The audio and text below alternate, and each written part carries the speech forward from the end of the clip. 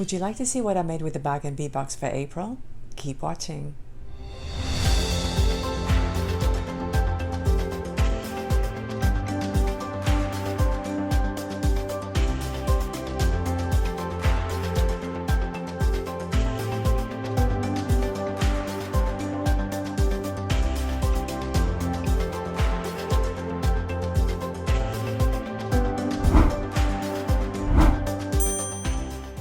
Hello everybody, welcome to my channel. My name is Luisa. I'm so happy you could join me today. Before we go any further, let me remind you about the timestamps below. You don't have to watch the whole video. You can skip through to the parts that interest you the most.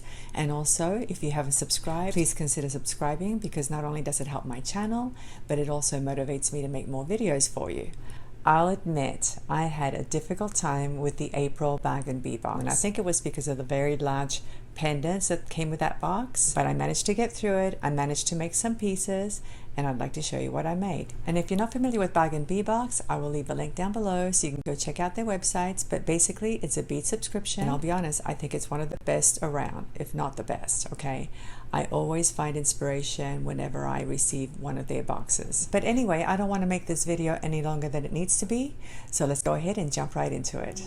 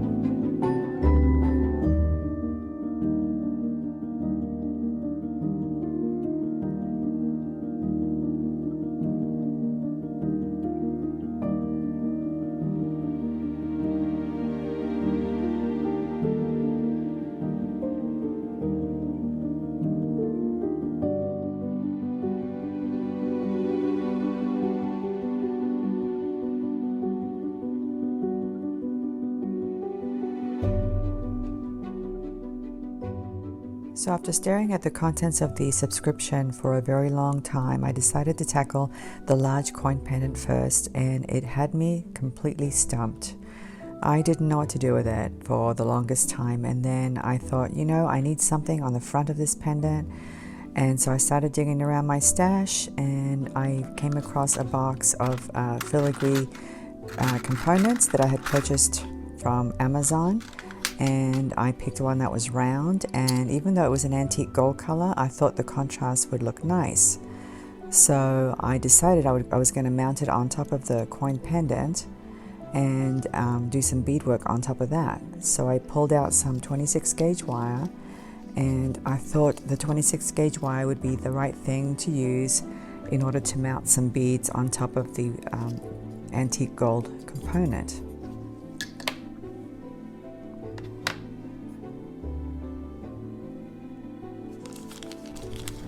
I found some 4mm check round beads in a purple tone that I thought would look nice, and so I started threading them onto the wire, and one by one I mounted them onto the top of that filigree component.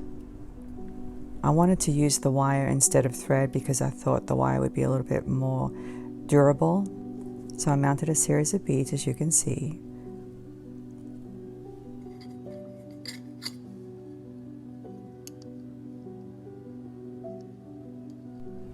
For the strand, I wanted to use the gorgeous crystal coin beads in that slate peacock color, along with some antique gold spacer beads that would tie in with the filigree component.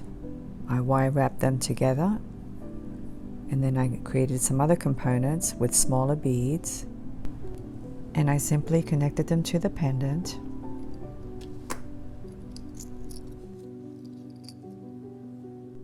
Whenever I use a large heavy pendant, I always like to stabilize it by connecting components in the shape of a V with another one across the top to stabilize it and to prevent it from flipping around. I use this method quite often with large pendants, and it seems to work pretty well.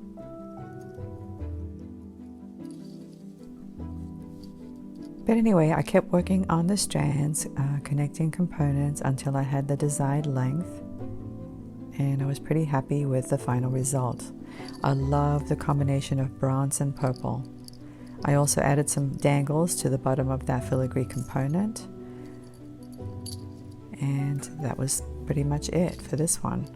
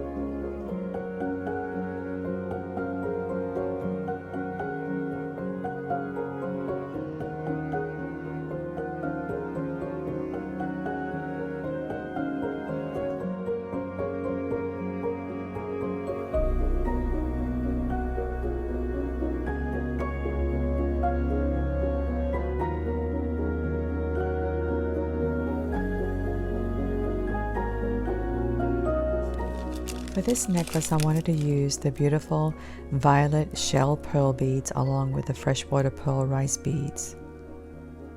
I thought it would make a great combination, and I also wanted to use the very tiny rondelles in that beautiful vintage mix color.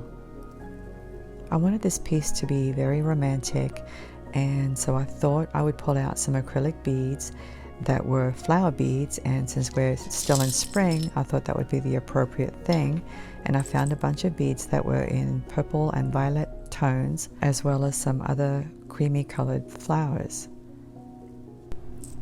For the pendant, I went back into the box of filigree components, and I found a round bronze colored component that I thought would look nice because I wanted to use those medallions that came in the box.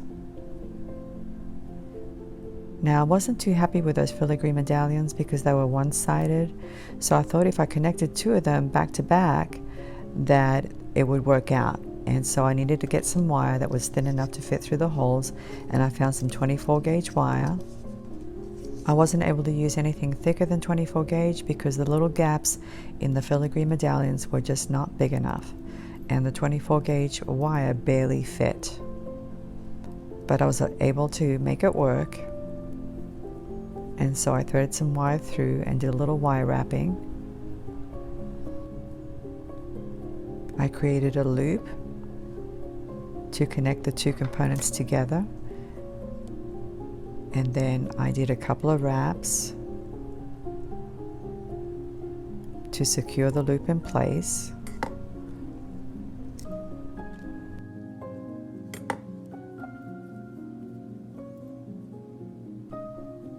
And then I proceeded to thread on the pearl beads, both the creamy colored ones and the lilac colored ones, as well as some bead caps.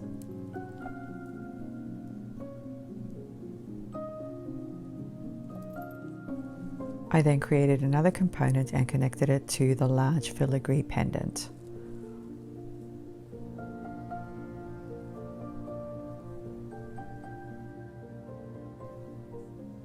I repeated the same steps to create a second strand, and then I was ready to tackle the pendant.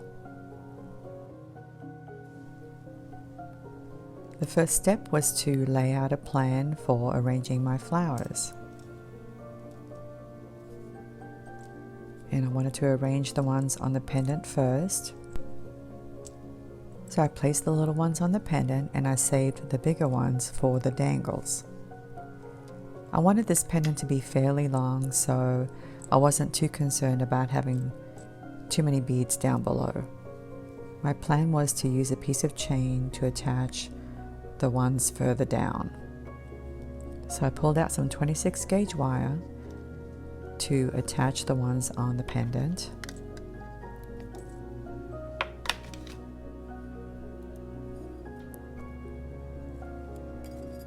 And I basically used the same method that I used for the first necklace. I simply threaded the beads onto the wire and then wrapped the wire around the openings of the filigree component.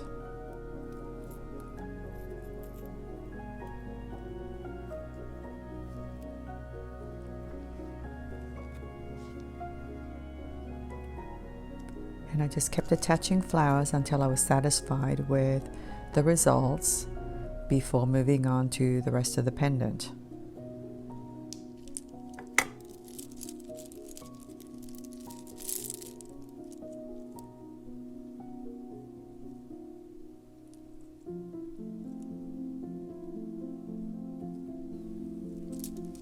After I finished the pendant, I then wanted to keep going, and I thought I would create some beaded swags using the really pretty 4mm faceted amethyst beads that they gave us, along with the tiny rondelles in that vintage mixed color. I wanted to use some other beads to coordinate with the light colored pearl beads, so I found some 4mm mermaid beads in my stash that I wanted to use that I thought would work well. I then pulled out some 24 gauge wire and I started linking the beads to make the swags.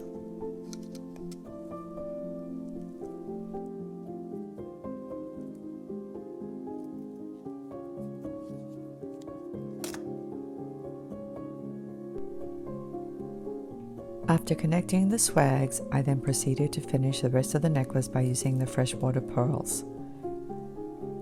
So I created some connectors all the way through to the clasp, and I thought this one turned out quite lovely.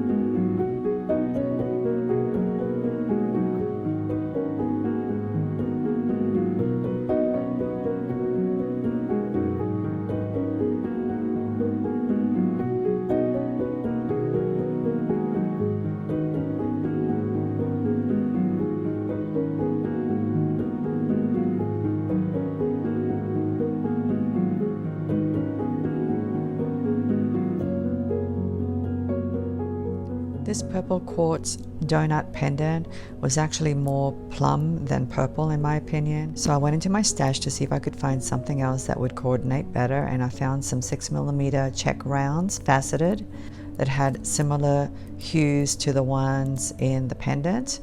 But I also wanted to use the purple shell beads because I thought the two colors looked really nice together along with the bronze. And that bronze filigree chandelier was the perfect choice for this piece. I had to figure out a way to connect the filigree component to the bottom of the donut pendant, and I thought about using wire, but I didn't want to use the wire by itself.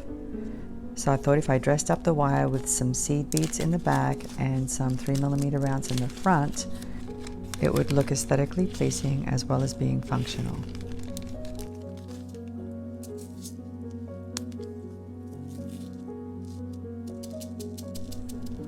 So I cut myself a generous piece of 22 gauge wire, and I began by attaching the wire to the loops of the filigree component. I created a loop. I threaded the loop of the filigree component onto the wire,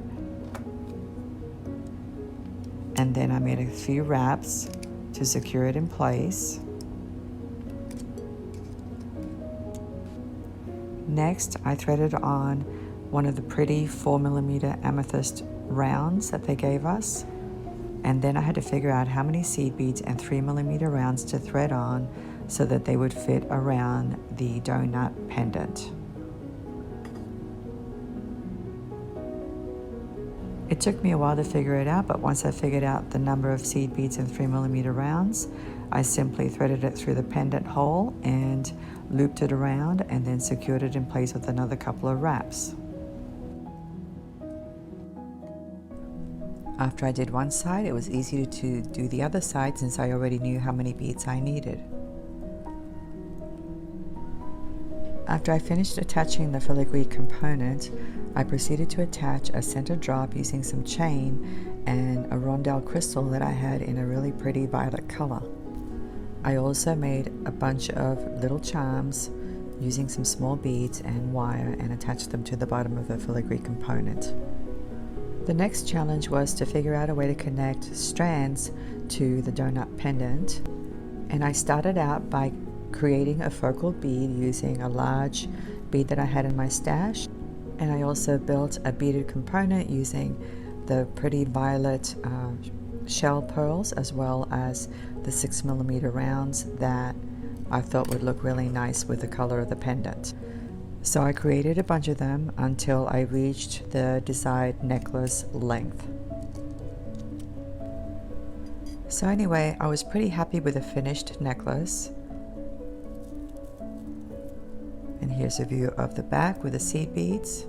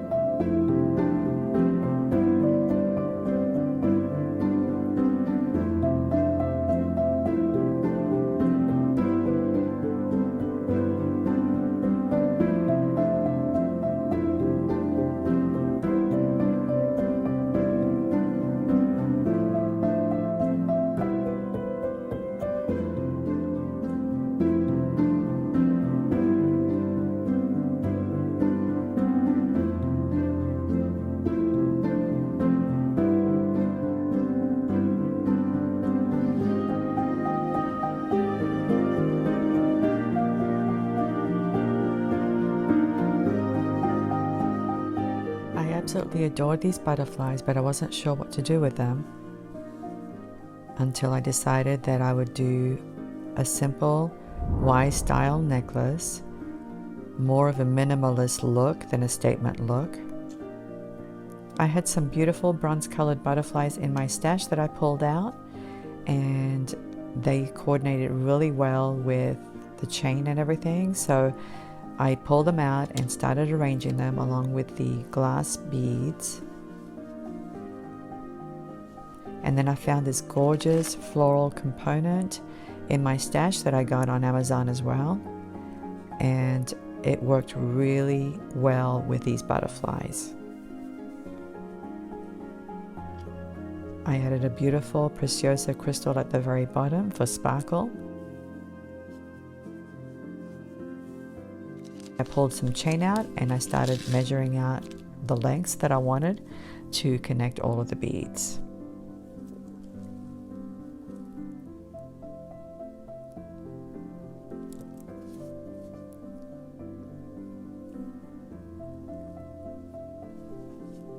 I like to make more understated necklaces once in a while because not everybody can wear statement necklaces, and you don't always find the occasion to wear a statement necklace. It's nice to make something more minimalist once in a while.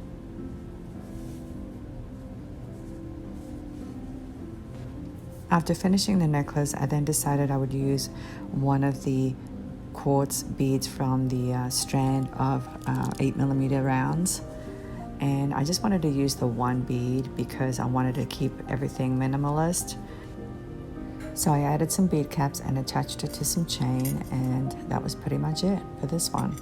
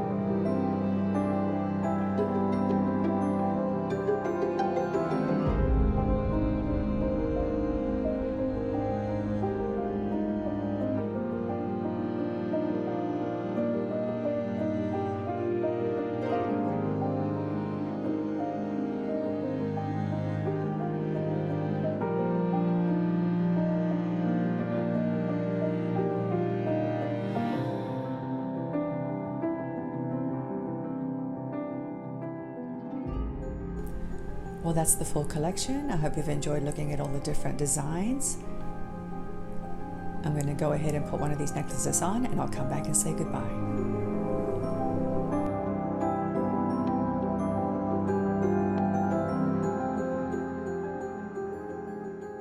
Well, I picked this one. I absolutely love this one. I just like the way it feels, and it's so comfortable to wear. Anyway, guys, I hope you've enjoyed today's video. I hope I've given you some inspiration.